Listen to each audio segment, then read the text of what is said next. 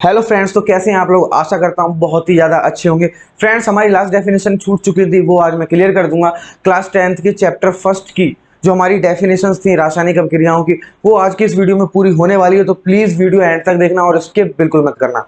और चैनल पर नए हैं तो प्लीज़ सब्सक्राइब कर दीजिए और बेल आइकन का बटन दबा दीजिए, जिससे मैं कोई वीडियो डालूं उसका नोटिफिकेशन आप तक आए और आप वीडियो को पूरा देख सकें। आपके कॉन्सेप्ट में कोई भी प्रॉब्लम ना है, आप समझ सकें हर चीज़, इसलिए आप तक वीडियो जल्द से जल्द पहुंचे, इसलिए नोटिफिकेशन वाला बटन दबाना होता है। ठीक है फ्रेंड्स, आपको अगर मेरी लास्ट वीडियोस देखनी है, जो भी मैं पढ़ा चुका हूँ रासायनिक अभिक्रिया, रासायनिक समीकरण और चैप्टर फर्स्ट की जो बेस से स्टार्टिंग की है, अगर उन वीडियोस को देखना है तो डिस्क्रिप्शन में जाके उन लिंक पे क्लिक करके आप वो वीडियो देख सकते हैं और उनको समझ सकते हैं। तो फ्रेंड्स, उनको समझिए, उन वीडियो को भी देखिए और इसको भी देख रहे हैं तो देखते रहिए एंड तक। फ्रेंड्स, आज की वीडियो हम क्लियर करने वाले हैं। हमने अब तक पढ़ चुके थे 2-3 डेफिनेशन किसकी, रासायनिक अभिक्रिया की। क्योंकि रासायनिक अभिक्रिया हम जानते हैं, लेकिन उसके प्रकार के बारे में हम पढ़ रहे थे। रासायनिक अभिक्रिया कितने प्रकार की होती है? सामान्यतः 4 या 5 प्रकार की होती है, मैंने आपको बताया था। उसमें से 3 करा दिए मैंने, 2 या 3 बचे होंगे। फ्रेंड्स, 3 कौन से कराए? एक संयोजन अभिक्रिया कराई, एक वियोजन अभिक्रिया कराई और एक विस्थापन अभिक्रिया कराई। तो फ्रेंड्स, संयोजन, विस्थापन और वियोजन अभिक्रिया का मतलब अगर आपको जानना है तो मेरी लास्ट वीडियोस को देखिए और समझ जाएंगे।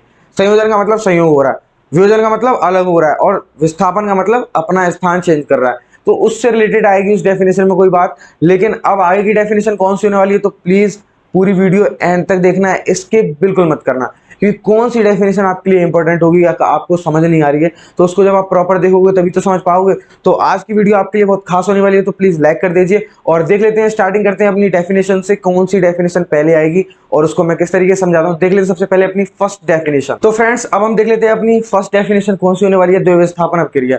इस चैप्टर का हमारा बहुत ही मोस्ट इंपॉर्टेंट पार्ट मैं पढ़ा रहा हूं आपको, रासायनिक अभिक्रियाओं के प्रकार। फ्रेंड्स, जो अभिक्रियाओं के प्रकार होते हैं, इन्हीं के बेस पे सारी रासायनिक अभिक्रियाएं आती हैं, जितने भी हमारी केमिस्ट्री में होती है। तो फ्रेंड्स, ये पार्ट आप बिल्कुल मत छोड़ना, पूरा देखना एंड तक। द्विविस्थापन अभिक्रिया।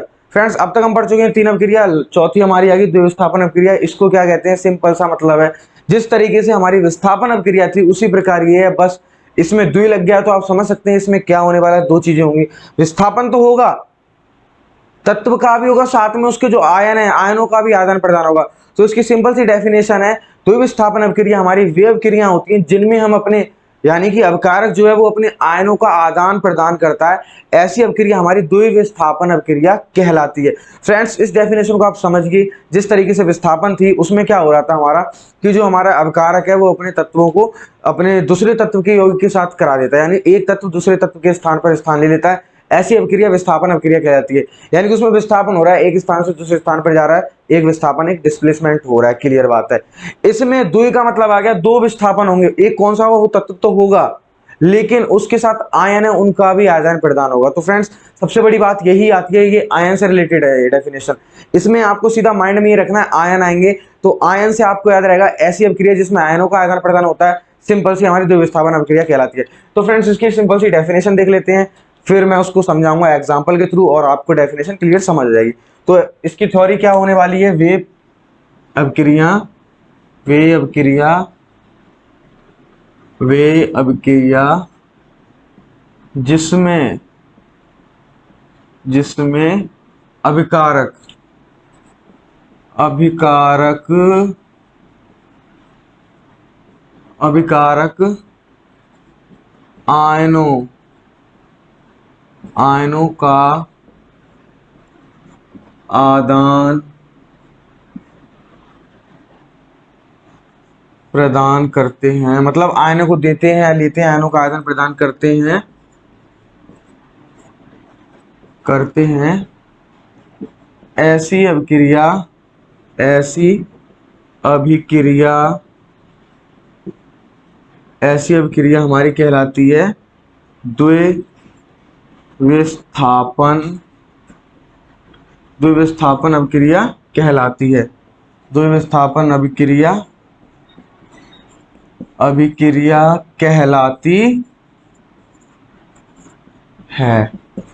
कहलाती है।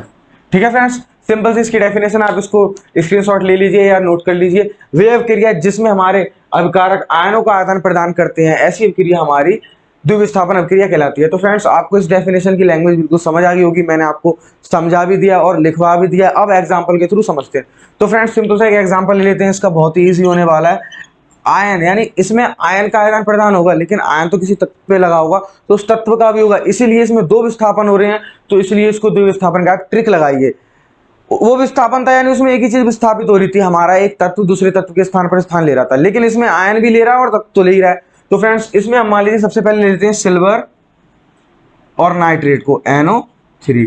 ठीक है, सिल्वर नाइट्रेट को हमने ले लिया, किसके साथ रिएक्शन करा दी, हमने करा दी सोडियम क्लोराइड से, NaCl से। ठीक है, सोडियम क्लोराइड से रिएक्शन कराएंगे तो हमारा बनेगा यहाँ पे सिल्वर और क्लोराइड बनेगा, सिल्वर क्लोराइड AgCl बन जाएगा। ठीक है, प्लस में हमारा बन के तैयार होगा सोडियम नाइट्रेट, यानी कि यहाँ पे हमारा आयनों का आदान प्रदान हो गया, सोडियम नाइट्रेट। तो फ्रेंड्स आप देख रहे होंगे किस तरीके से सोडियम नाइट्रेट बन चुका है, आदान प्रदान हो चुका है तत्वों का। तो फ्रेंड्स आप देख रहे होंगे किस तरीके से सोडियम और नाइट्रेट ने रिएक्शन करके अपना एक अलग तत्व बना लिया, जिसमें हमारे आयन भी बदल गया और तत्व का स्थान भी। एक बार आप देखिए, AgNO3 यानी कि सिल्वर नाइट्रेट का रिएक्शन हमने कराया NaCl से, यानी सोडियम क्लोराइड से। जब इनकी रिएक्शन हुई तो हमारा सिल्वर क्लोराइड बना। ठीक है, और आयनों का आदान प्रदान यहाँ से हुआ है, इस आयन ने इसको हटाकर यहाँ पे बैठ गया ये। ठीक है, तो क्लोराइड की जगह नाइट्रेट बैठ गया तो सोडियम नाइट्रेट बन गया। तो फ्रेंड्स इस जगह आपको दिख रहा होगा हमारा तत्व के साथ साथ हमारा आयन का भी आदान प्रदान हो रहा है, ये आयन भी है इसके साथ में।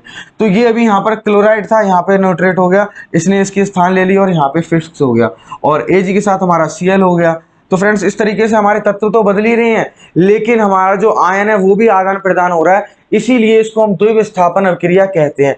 फ्रेंड्स अगर आपको अभिक्रिया को मालूम करना आता है तो आप जान पाएंगे कि उस अभिक्रिया में हो क्या रहा है। अगर आपको नहीं मालूम कि कौन सी अभिक्रिया है, इसमें क्या आदान प्रदान हो रहा है, या वियोजन अभिक्रिया है या संयोजन है, इसमें टूटकर रोज बन रहा है या मिलकर कोई एक तत्व बन रहा है, तो ऐसी अभिक्रियाओं के बारे में मालूम होना बहुत जरूरी है। अगर आपको मालूम होगा तभी आप एग्जाम में उसको समझ पाएंगे और बता पाएंगे कि कौन सी अभिक्रिया है, और उसी के जरिए आप रिएक्शन को कर पाएंगे। तो फ्रेंड्स इतनी बात आपको समझ आ गई होगी, हमारी द्विविस्थापन अभिक्रिया क्लियर हो चुकी है। वे अभिक्रिया जिसमें अभिकारक आयनों का आदान प्रदान करते हैं, ऐसी अभिक्रिया हमारी कहलाती है द्विविस्थापन अभिक्रिया। एग्जाम्पल बहुत मस्त लिया मैंने, बढ़िया सा। जब सिल्वर का हम नाइट्रेट से रिएक्शन कराते हैं, साथ में उसके हो सोडियम क्लोराइड, तो हमारा सिल्वर क्लोराइड तथा सोडियम नाइट्रेट बनता है। तो फ्रेंड्स आपको ये वीडियो समझ आ रही होगी तो प्लीज लाइक कर दीजिए, क्योंकि लाइक करने से हम थोड़ा अच्छा लगता है और हम और अच्छी से अच्छी वीडियो लेके आएंगे आपके लिए। तो फ्रेंड्स ये डेफिनेशन क्लियर होगी। अब देख लेते हैं अपनी नेक्स्ट डेफिनेशन, वो कौन सी होने वाली है। तो फ्रेंड्स अब आगे डेफिनेशन हमारी होने वाली है उपचयन व अपचयन अभिक्रिया।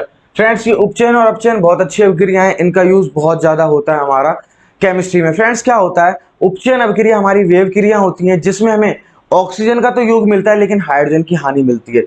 एक म्यान में दो तलवार नहीं रह सकती हैं, आप इस चीज को याद रखिए। अगर ऑक्सीजन का योग हो रहा है तो ऑब्वियसली हाइड्रोजन की हानि होगी, ऐसी अभिक्रिया हमारी उपचयन में आ रही है। अगर हाइड्रोजन का योग हो रहा है तो ऑटोमेटिक ऑक्सीजन की हानि हो जाएगी, ऐसी अभिक्रिया हमारी अपचयन में कहलाती है। तो आपको एक ही चीज लर्न रखनी है, उपचयन ऑक्सीजन का है, अपचयन हाइड्रोजन का है। उपचयन में या तो ऑक्सीजन की योग हो रहा होगा और हाइड्रोजन की हानि हो रही होगी, और अपचयन में हाइड्रोजन का योग हो रहा है, ऑक्सीजन की हानि हो रही है। अगर ये दे रखा है ऐसी अभिक्रिया जिसमें हाइड्रोजन की हानि होती है, वो कौन सी कहलाती है, तो भी आप उपचयन कहेंगे। अगर ये पूछ रहे ऐसी कौन सी अभिक्रिया जिसमें ऑक्सीजन की हानि होती है, तो आप अपचयन लगाएंगे।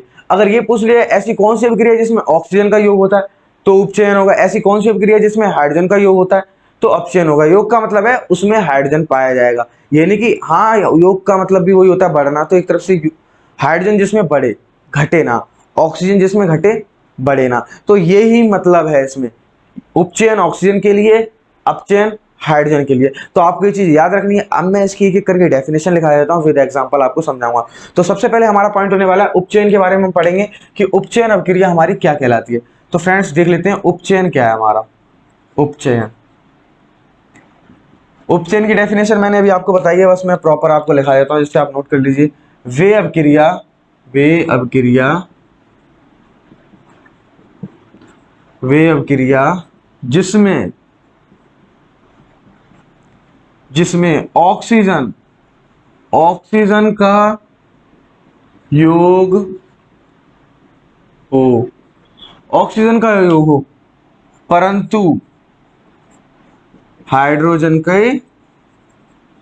की हानि हो।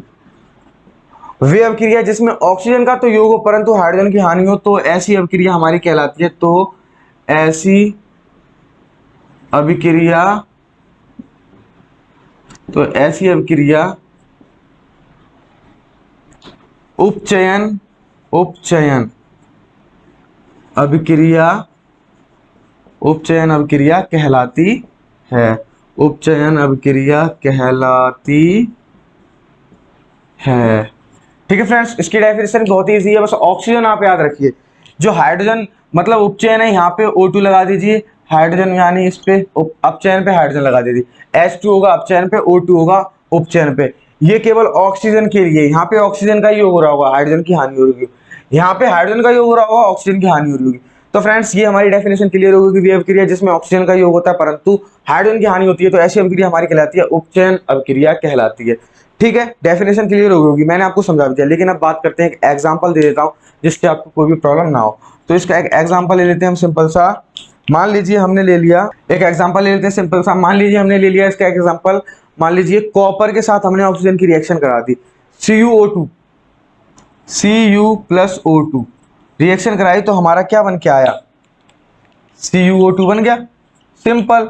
तो आप देख, एक तो ये संयोजन अभिक्रिया होगी हमारी। संयोजन अभिक्रिया कैसे होगी, दो का योग होकर एक बन रहा है ना, केवल एक तत्व कारक उत्पाद उत्पाद बन रहा है केवल, और इसमें हमारा ऑक्सीजन का योग हो रहा है, यानी कि यहाँ पे ऑक्सीजन बढ़ ही गया है, घटा नहीं है। तो इस तरीके से हमारा ये संयोजन अभिक्रिया भी कहलाती है, और उपचयन अभिक्रिया इसलिए कहलाती है क्योंकि ऑक्सीजन का योग हो रहा है। तो फ्रेंड्स आपको ये डेफिनेशन समझ आ गई होगी। बस एक बार मैं आपको और क्लियर कर देता हूँ कि उपचयन अभिक्रिया हमारी कौन सी होती है, वे अभिक्रिया जिसमें ऑक्सीजन का तो योग होता है परंतु हाइड्रोजन की हानि होती है। एग्जाम्पल आप ये वाला याद रखिए, बहुत ही ईजी एग्जाम्पल है। जब कॉपर का ऑक्सीजन से रिएक्शन कराते हैं तो हमारा कॉपर ऑक्सीजन बनता है, यानी CuO2 बनता है। यहाँ पर आपको दिख रहा होगा ऑक्सीजन का योग हो रहा है, यहाँ पर ऑक्सीजन बढ़ी तो इसके साथ मिलकर जुड़ गई। लेकिन ये एक और अभिक्रिया हमारी है संयोजन अभिक्रिया, यहाँ पे संयोग होकर एक तत्व केवल एक ही उत्पाद बन रहा है। समझ आया? तो संयोजन अभिक्रिया भी होगी और उपचयन अभिक्रिया भी होगी जिसमें हमें ऑक्सीजन की आवश्यकता होती है, ऑक्सीजन का योग होता है, हाइड्रोजन की हानि होती है। हाइड्रोजन तो यहाँ पे है भी नहीं, वैसे भी हानि हो रही है। तो फ्रेंड्स ये हमारी कहलाती है उपचयन अभिक्रिया। अब तो आपको क्लियर समझ आ गई होगी, डेफिनेशन भी समझा दी, थ्योरी लिखा भी दी, फिर उसको समझाया, फिर एक एग्जाम्पल के थ्रू आपको पूरा क्लियर कर दिया। तो अब उपचयन अभिक्रिया आपको समझ आ गई होगी। अब देख लेते हैं अपनी नेक्स्ट अभिक्रिया, अपचयन अभिक्रिया। अपचयन और उपचयन में आप अंतर देखना, इसमें ऊ है, इसमें आ है। आ जिसमें आया तो हाइड्रोजन, ऊ आए तो ऑक्सीजन। अब देखेंगे हम अपनी अपचयन अभिक्रिया वो कैसी होने वाली है, तो प्लीज वीडियो एंड तक देखना, स्किप बिल्कुल मत करना। तो फ्रेंड्स अब देख लेते हैं अपनी नेक्स्ट डेफिनेशन, वो है हमारी अपचयन अभिक्रिया। फ्रेंड्स अपचयन अभिक्रिया बहुत ही मजेदार अभिक्रिया है, इसमें तो कुछ है ही नहीं। इसमें बस आप हाइड्रोजन को याद रखिए, हाइड्रोजन का योग हो रहा होगा, ऑक्सीजन की हानि तो ऑटोमेटिक हो जाएगी। बस हाइड्रोजन का योग रखिए और उपचयन में ऑक्सीजन का योग रखिए, इतना आप लर्न रखिए, आपको दोनों डेफिनेशन लर्न रहेंगे। तो अब देख लेते हैं अपचयन अभिक्रिया हमारी कौन सी होती है। इसमें क्या होता है, वे अभिक्रिया जिसमें हमारा हाइड्रोजन का योग होता है और ऑक्सीजन की हानि होती है, ऐसी अभिक्रिया हमारी कहलाती है अपचयन अभिक्रिया। ठीक है फ्रेंड्स, इसका एग्जांपल के थ्रू भी मैं बहुत अच्छे तरीके से इस डेफिनेशन को समझा दूंगा, बस आप वीडियो पूरी देखना। देख लेते हैं इसकी सिंपल सी डेफिनेशन क्या होने वाली है। इसकी डेफिनेशन सेम उसी की तरह है, बस थोड़ा अंतर हाइड्रोजन और ऑक्सीजन का आने वाला है। वे अभिक्रिया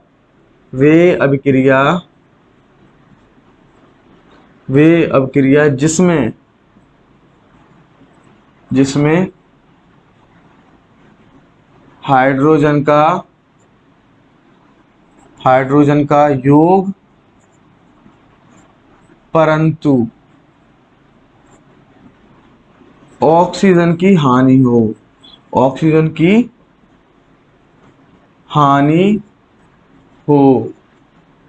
तो ऐसी अभिक्रिया हमारी कहलाती है। तो ऐसी अभिक्रिया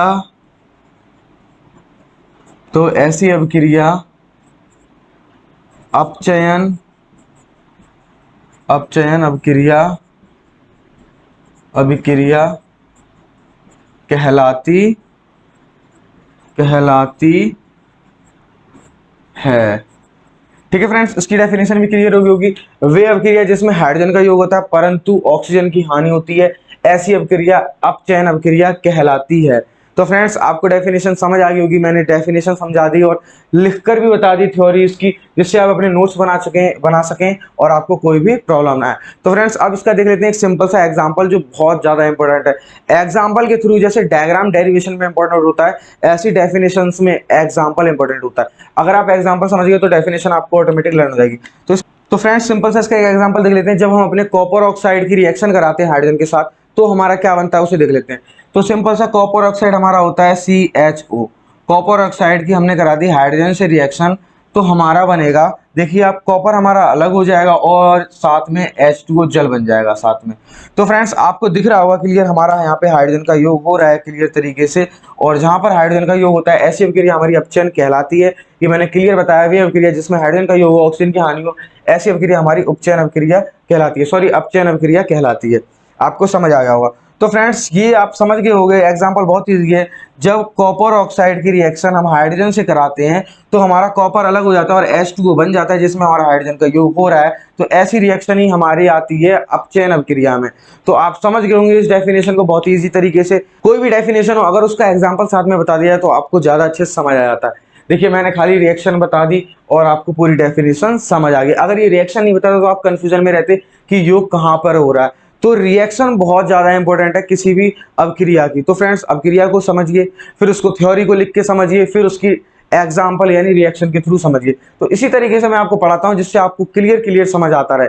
सारी डेफिनेशन मैंने विद एग्जांपल कराई है, बहुत इजी तरीके से समझा दिया आपको। तो फ्रेंड्स एक लाइक तो बनता है और चैनल पर नए आए तो सब्सक्राइब कर दीजिए जिससे ऐसी वीडियो आपको जल्द से जल्द मिलती रहे। तो फ्रेंड्स एक बार लास्ट में मैं आपको रिपीट करा देता हूँ जो टॉपिक्स मैंने आज पढ़ा दिए हैं। सबसे पहले मैं आपको पढ़ा चुका हूँ द्विविस्थापन अभिक्रिया। द्विविस्थापन हमारी अभिक्रिया वे अभिक्रिया होती है जिसमें आयनों का आदान प्रदान होता है। द्विविस्थापन वो इसलिए इसमें आयन के साथ हमारा तत्व भी तो बदलता है। तो दो बदलाव हो रहे हैं, दो विस्थापन हो रहे हैं, आयन भी और तत्व भी, तो इसलिए इसको हमने द्विविस्थापन अभिक्रिया कहा गया। उसके बाद हमारा आता है उपचयन और अपचयन। समझ रहे हो, उपचयन हमारा क्या था, जिसमें ऑक्सीजन का योग होता है। ऐसी अभिक्रिया जिसमें ऑक्सीजन का योग हो, हाइड्रोजन की हानि हो, उपचयन अभिक्रिया कहलाती है। इसका एग्जाम्पल मैंने आपको बता दिया है, देख लेना वीडियो में। अपचयन क्या होती है, ऐसी अभिक्रिया जिसमें हाइड्रोजन का योग होता है, ऑक्सीजन की हानि होती है, ऐसी अभिक्रिया हमारी अपचयन कहलाती है। इसका एग्जाम्पल आपके सामने है, आप इसका स्क्रीनशॉट ले चुके होंगे। अगर नहीं लिया तो एक बार स्क्रीनशॉट ले लीजिए जिससे आपको नोट्स बनाने में कोई भी प्रॉब्लम ना आए। तो फ्रेंड्स इसी तरीके से मैंने आपको सारी डेफिनेशंस क्लियर कर दी हैं। लास्ट वीडियो में मैंने संयोजन, वियोजन, विस्थापन अभिक्रिया पढ़ाई थी। उनको देखना है तो मेरे लिंक पे जाकर, डिस्क्रिप्शन बॉक्स के लिंक पे जाकर वीडियो को देख सकते हैं क्लिक करके, और आप कॉन्सेप्ट समझ सकते हैं। तो फ्रेंड्स आपको अगर कोई भी प्रॉब्लम आ रही है कमेंट सेक्शन में बताइए, मैं उसके लिए अच्छी से अच्छी वीडियो लेके आऊंगा। क्लास 10th की केमिस्ट्री स्टार्ट हो गई है इसलिए जल्दी से आ जाइए चैनल पर। चैप्टर बाय चैप्टर में सारा सिलेबस आपको करवाऊंगा, कोई भी प्रॉब्लम नहीं आने वाली है। तो फ्रेंड्स आज की वीडियो के लिए इतना ही रखते हैं, नेक्स्ट वीडियो में पढ़ाएंगे आगे का टॉपिक। तो फ्रेंड्स आज की वीडियो के लिए इतना ही। घर पर रहिए, स्वस्थ रहिए, व्यस्त रहिए, मस्त रहिए। Thank you friends.